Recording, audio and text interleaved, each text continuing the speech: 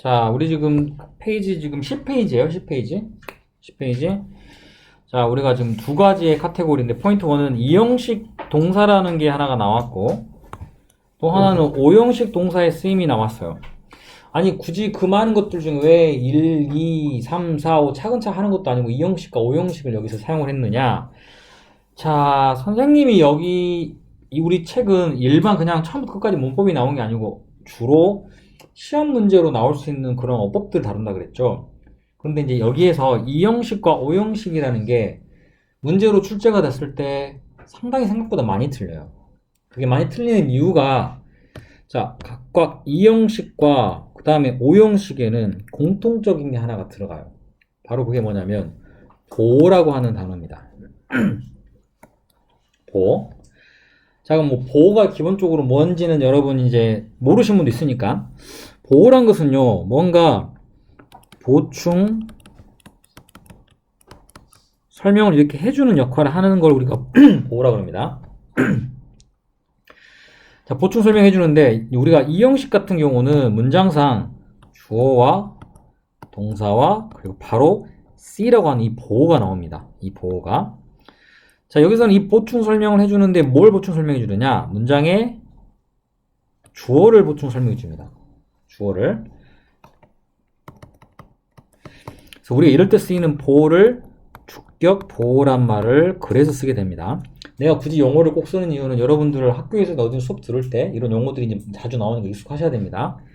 주격 보호라고 우리가 사용을 하고, 자, 그럼 우리가 방금 설명했던 것처럼 주어와 동사와 그리고 보호는 이 주어를 보충 설명한다 그랬잖아요.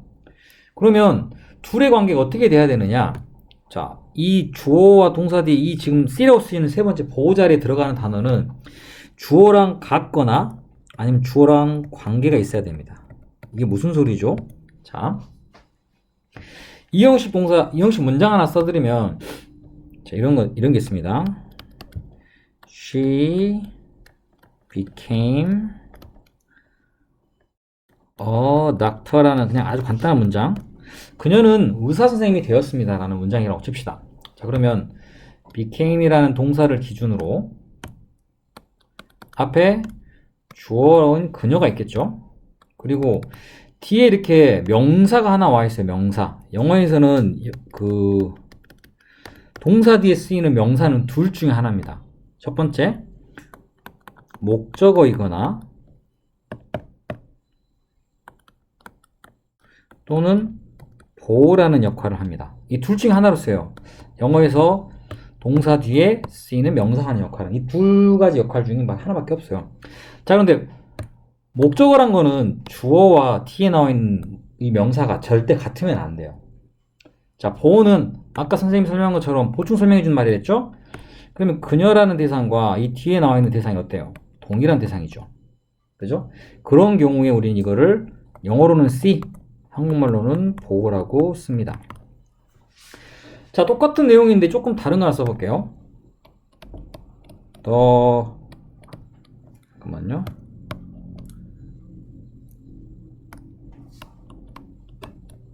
The shoes become your suit 라고 쓰겠습니다. 그 신발이 너의 수트면 이거 수트죠. 옷 입는 거. 정장이 된다? 이거 말이 안 되죠. 뭐야? 똑같은 거 아닌가? 일단 보니까 우리가 문장의 맨 앞에 쓰여있는 이 shoes라는 단어가 주어인 건 알겠어요. 그리고 이 뒤에 쓰여있는 your suit는 아까 말한 명사죠. 그럼 명사면 목적 아니면 보호거든요. 둘 중에 하나인데 아무리 봐도 신발이 수트가 될 수는 없는데, 그죠? 같을 수가 없어요. 그럼 뭐지? 일단 같지 않으면 얘는 목적어가 되는 거예요. 그래 놓고 이 become이라는 단어를 우리가 사전을 뒤져보면 무엇과 어울리다는 뜻이 있어요. 아하, 이거를 만약에 몰랐으면 완전히 그냥 당할 뻔했죠. 그러면 똑같이 뒤에 이렇게 명사가 나와 있지만 첫 번째 문장에서는 그녀와 이 닥터라는 것은 동일한 대상이 되기 때문에 보호가 되고, 반면에 신발과 너의 수트는 같을 수가 없죠. 그럴 때는 이 자연스럽게 뒤에 쓰이는 명사는 목적어가 되는 거예요. 자, 우리가 형식을 굳이 구별할 건 없지만 여기는 2형식, 여기는 3형식이 되는 겁니다. 자, 이렇게 구별을 하는 거야. 그런데 우리가 지금 이 단원에서는 요거와 요거 구별하는 것을 지금 중요시한 건 아니에요. 자, 우리는 이게 시험에서 많이 나오고 많이 틀린다는 이유는 우리의 이 보호가 아까 쓰이는 역할이 명사로 쓰인다는 얘기, 주격 보호로 쓰이는 것은 1번 명사입니다. 그런데 이걸로 쓰일 때는 거의 틀리지 않아요. 중요한 건 2번으로 쓰이는 경우입니다. 바로 형용사입니다. 형용사. 영어에서 보호로 쓰일 수 있는 조건을 갖고 있는 영어의 그 형태는 두 가지밖에 없습니다. 명사이거나 아니면 형용사가 돼야 됩니다. 자, 왜냐하면 형용사는 말 그대로 어떠한 명사를 수식해주거나 보충 설명해주는 말을 하죠, 원래. 그 역할을 이 형용사가 보호 자리에서 하는 겁니다. 자, 이해되셨어요? 그런데 아까처럼 선생님이 여러분들 했던 얘기가 아니 이게 왜 시험에서 나오는데 많이 틀립니까? 라는 그 얘기. 자, 뒤를 보시면 알 수 있습니다. 우리 책에 자세히 안 나와 있네요.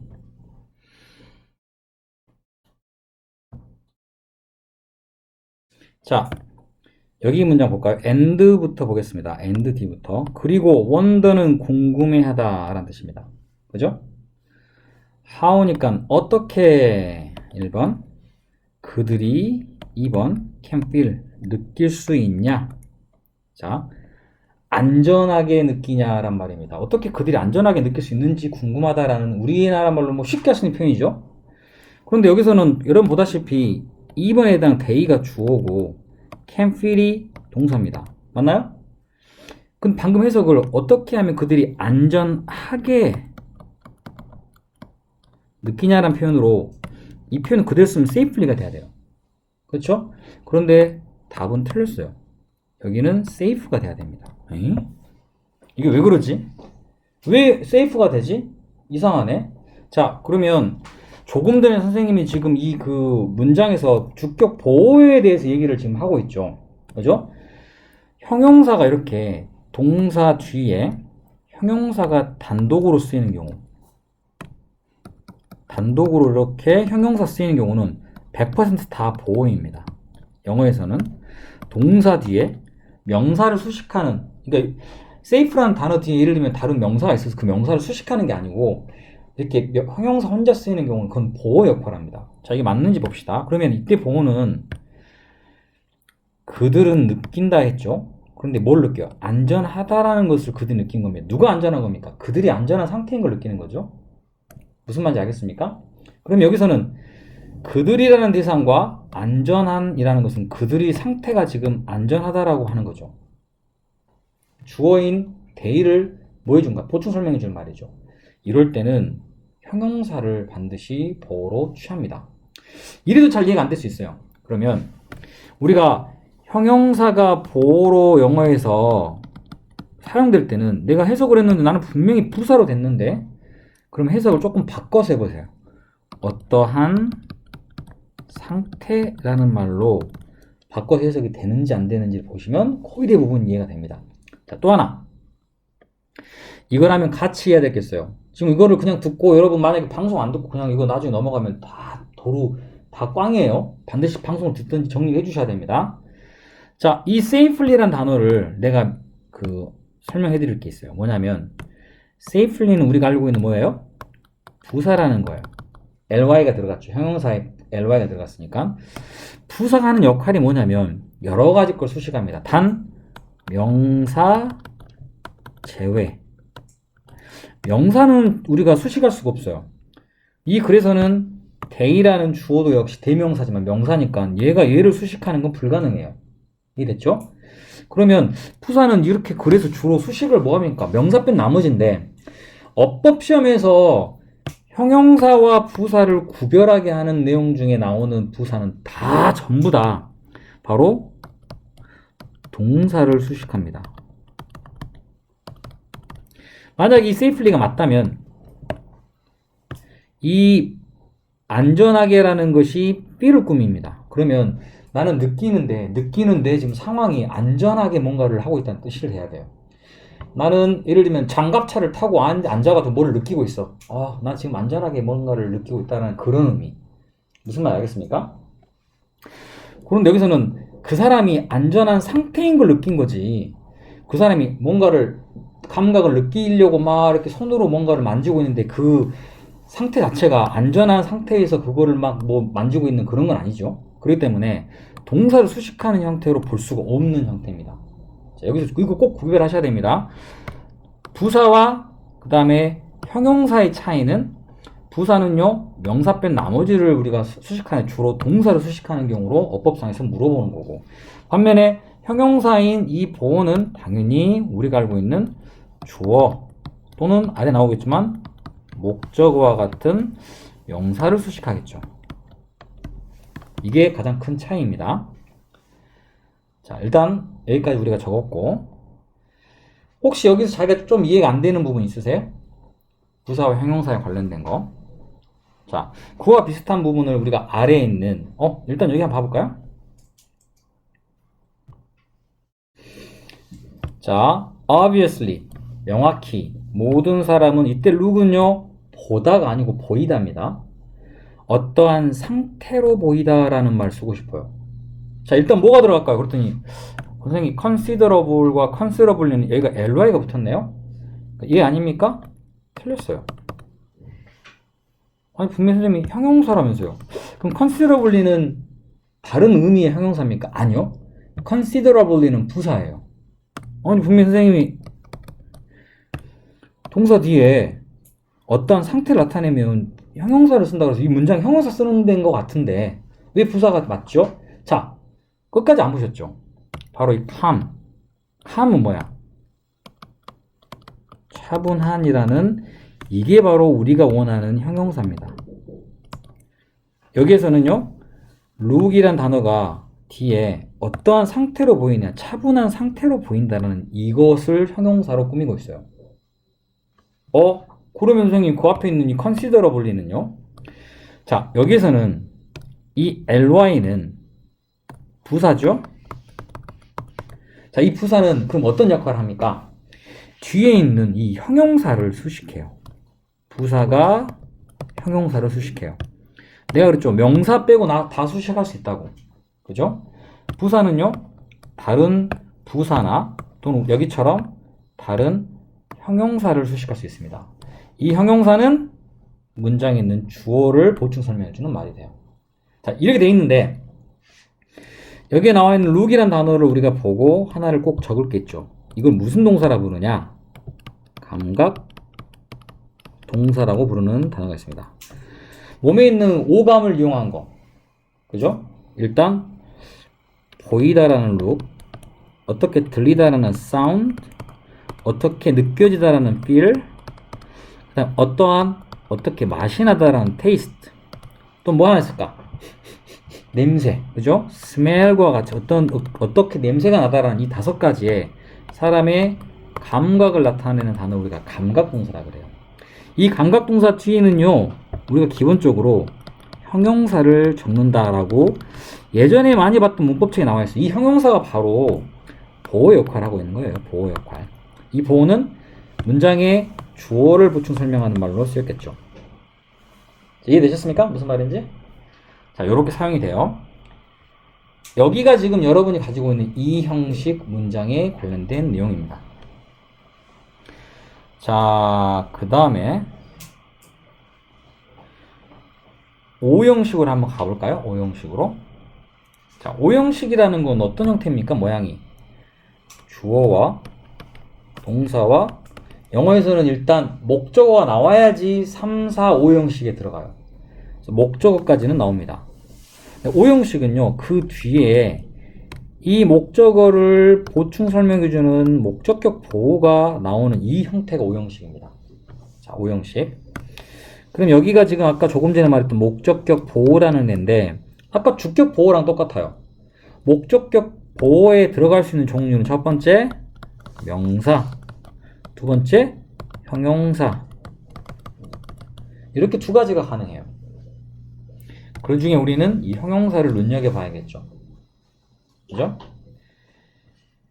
자, 일단 여기 잘 봐두시고, 자, 옆에 선생님이 하나 얘기를 들어드릴 테니 보세요. 자, she made, 자, me, 첫 번째, 자, 어떻게 sad가 있고 sadly가 있습니다. 자, 둘 중에 뭘 고르시겠습니까? 라고 얘기를 하면 당연히 이 문장이 형용사가 나오니까 형용사겠지. 자, 일단 보세요. 이거를 구별할 수 있어야 됩니다. sad라는 단어는 조금 전에 말씀드린 형용사라 그랬죠. 형용사가 단독으로 이렇게 문장에 동사 뒤에 나오는 경우면 이건 전부 뭐로 쓰인다? 보어로 쓰인다 했습니다. 그러면 경태야, 보어는 여기서 뭘 꾸밀까요? 보어는 꾸며야 될 거 아니에요. 그죠? 뭘 꾸밀까요? 당연히 앞에 있는 어떤 명사를 꾸미겠죠? 그런데 아까 주어를 꾸며버리면 이게 지금 주격 보어가 될 거 아니에요. 그럼 여기에 있는 sad는요, 그 앞에 있는 me라는 사람을 꾸며야 돼요. 꾸민다라는 표현은 웃기지만 그거를 보충 설명하는 말이에요. 그래서 나라는 사람이 슬퍼진 상태라는 뜻으로 쓰시면 되겠죠.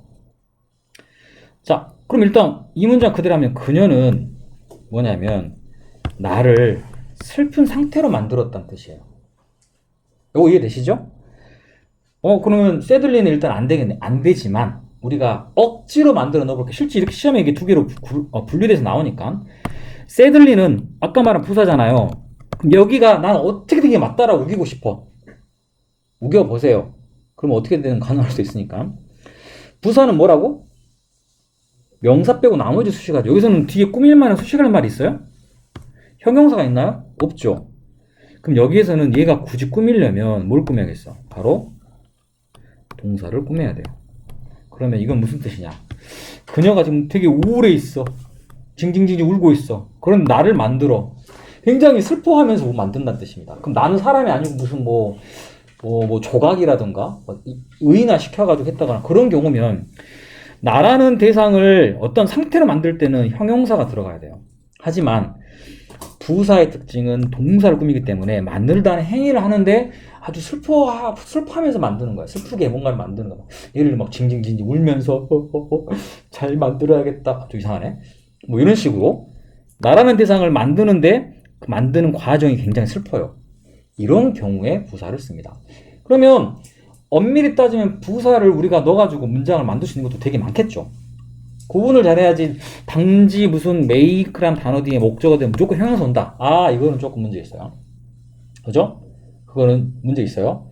그래서 이렇게 어떨 때는 형용사를 쓰고 어떨 때는 부사를 쓰는지 이거를 구별을 잘 하시면 절대 이 문제에서 휘달릴 일 없습니다. 그런데 대부분 형용사는 어찌어찌 들었는데 부사의 역할을 잘 몰라서 이 문제를 잘못 해석하는 경우가 되게 많아요. 자, 이 부분은 꼭 이해를 해두셔야 됩니다. 자, 다시 우리 그 내용으로 돌아가서 오형식으로 가겠습니다. 자, 그랬는데, 자, 우리가 오형식 하면 딱 생각나는 게 이런 단어야. 이거는 어쩔 수 없습니다. 자, made란 단어. 어디서 많이 봤는데? 우리가 뭐 make라든가, let라든가, have라든가 되게 많이 들었던 단어들이죠. 무슨 동사? 사역 동사. 자, 보십시다. 그의 따뜻함이 주어가 만들었어요. 나를. 자, 그 다음에 그럼 나라는 목적어가 뒤에 나왔죠? 중요한 건 느끼다라는 행위는 사람이 아니기 때문에 잠시만요. 자, 사역동사라 그랬는데 이제 우리 사역동사 잠깐 정리를 좀 하면 여기는 일단 답은 feel이 되겠죠. feel이 되면 집에 있는 것처럼 느끼게 만들었다는데 여기는 우리가 알고 있는 형용사가 아니에요. 지금 왜? 자, 보세요. has made가 아까 동사였죠. 근데 동사를 사실은 두 개 쓸 수 있나요? 영어에서? 안 되죠. 여기가 원래는 to feel이라고 써야 되는 게 맞아요. 그런데 우리가 알고 있는 이 무슨 동사? 이 사역동사는 목적어 뒤에 원형을 쓰라라고 우리가 딱 정해져 있는 룰이 있기 때문에 그래서 이 to라는 단어가 생략되고 원형 형태입니다. 근데 여기에 지금 오형식과 무슨 상관입니까? 하면 자 이렇게 보십시다. 그의 따뜻함과 나하고 관련 있나요? 관련 없죠. 그러면 나라는 대상은 목적어입니다. 두 번째, 나랑 느낀다는 행위는 사람이 아니기 때문에 같다란 말을 할 수 없습니다. 근데 집에 있는 것처럼 이 느끼는 그 대상이 누굽니까? 그의 따뜻함입니까? 나입니까? 나죠. 그럼 결국은 이거는 나라는 목적어가 하는 행동이니까 같다거나 또는 관련이 있다라고 표현하겠네요. 어때요? 관련이 있죠. 그러면 나라는 사람이 이런 행동을 하기 때문에 나라는 사람에 대한 어떤 행동을 보충 설명하는 말로 되는 그래서 이게 목적격 보호가 되는 거예요. 이러한 형태로 우리가 굉장히 많이 했습니다. 우리가 알고 있는 지각동사 그리고 사역동사 이 두 가지 다 공통점 뒤에 목적어 뒤에 원형을 쓸 수 있다라는 거죠. 근데 이 원형이 앞에 있는 목적어가 하는 행동입니다. 그래서 지각동사, 사역동사를 포함한 이런 동사들이 들어가면 이거는 오형식이다 라고 얘기를 하는 거고 근데 우리는 지금 이거는 기본적으로 오형식을 설명하기 위한 거지 이 책에서 원하는 요점 그게 아니에요. 자 다음 거 볼까요? 바로 이런 거죠. But the weight of their bodies 문장의 주어는 the weight입니다. 우리 이제 수일치 배웠으니까 동사는 makes 주어가 단수기 때문에 동사도 단수죠. 그 다음 목적어는 이것을 만든다. 자, 그의 몸의 무게는 이것을 불편하게 만들다. 우리나라 말로 불편하게잖아요. 그러면 불편하게면 ly가 붙어야 돼요. 맞는지 볼까요? ly는 무조건 동사를 수식합니다. 부사니까요. 반면에 무엇은 형용사는 당연히 그 앞에 있는 이것이라는 목적어를 보충 설명하겠죠. 그들의 무게가 이것을 만드는 것 자체를 불편한 상태에서 만든다는 뜻인지 아니면 이것이 불편하게 되는 상태를 말하는 건지 아마 이것 자체가 불편한 상태가 되도록 만든다는 뜻이 될 겁니다. 그래서 형용사가 들어간 하지만 문맥상에서 만약에 만든다는 행위 자체가 굉장히 불편하게 만든다고 예를 들면은 뭐를 만들고 있는데 물구나무를 써서 만든다던가 아니면 뭐 한 발로 서가지고 뭐 스트레칭 하면서 뭔가를 만든다던가 이러면 굉장히 불편하게 만들고 있는 거겠죠. 이런 경우라면 얘를 써야지 맞죠. 이거 무슨 말인지 이해되겠죠? 형용사랑 부사를 구별해 쓰는 이유에 대해서 나와 있습니다. 자, 그래서 여기는 형용사인 uncomfortably 들어가게 된 이유고 마지막 부분은 다른 게 아니고요. 자, 나는 원하지 않았습니다. 동사에 일단 표시할게요. 그 어느 누구도 중요한 건 자, want는 그냥 일반 동사예요. 그래서 뒤에 뭘 씁니까? 당근 to know를 쓰겠죠. 자, 해석 그대로 하면 나는 누구도 내가 당신의 아들이라는 것을 아는 것을 원치 않습니다. 그래요. 여러분 투부정사 배웠죠? 중학교 때. 그때 막 주구장창 배웠던 게 투부정사의 명사형, 형용사, 부사 배웠죠? 명사는 해석상 뭐뭐하는 것, 뭐뭐가 기로 된다라고 많이 했는데 그게 어디에 써먹냐 이거야. 바로 지금 써먹죠. 나는 어느 누구도 내가 당신 아들이라는 것을 아는 것을 원치 않는다예요. 그럼 이거 명사거든요? 이 명사 역할은 뭐야? 자, 조금 전에 했던 내용대로 나하고 어느 누구하고는 아무런 관계가 없죠. 그 다음에 그 어느 누구가 안다라는 행위를 하는 거 맞나요? 여기서는 하는 걸 원치 않는다 했지만 어쨌든 이 안다라는 행위의 주체는 나도 아니고 바로 어떤 누군가라는 이 목적어입니다. 그럼 이 목적어가 이 행동을 하기 때문에 목적어랑 이 표시는 같다는 뜻이 아니라 관련이 있다는 뜻이죠. 그러면 여기에 나와 있는 to know는 목적격 보호가 되는 거예요. 아까 했던 지각동사, 사역동사 똑같죠? 차이가 있다면 want는 그냥 일반 동사이기 때문에 to를 쓰는 거고 이 자리에 혹시 위에 나와 있는 뭐 make나 let나 이런 또 지각동사 같은 게 만약에 이 자리에 들어갔으면 여기 원형을 썼겠죠. 요걸 썼겠죠. 이해되셨죠? 무슨 말인지? 그걸로 구별을 한다. 자. 자, 혹시 여기에 조금 부족하거나 하신 부분도 있으면 이 뒤에 문제풀이를 하고 우리가 하면서 그 부분을 좀 설명해 드릴게요. 자, 일단 숙제는요, 요거는 여기까지 다 하라는 얘기는 아니에요. 나눕시다. 이게 몇 문제인지 확인만 할게요. 잠깐만요. 15페이지까지 해 오시면 됩니다. 너무 많으면 열심히 해 오세요. 그럼 됩니다. 자, 여기까지 가겠습니다.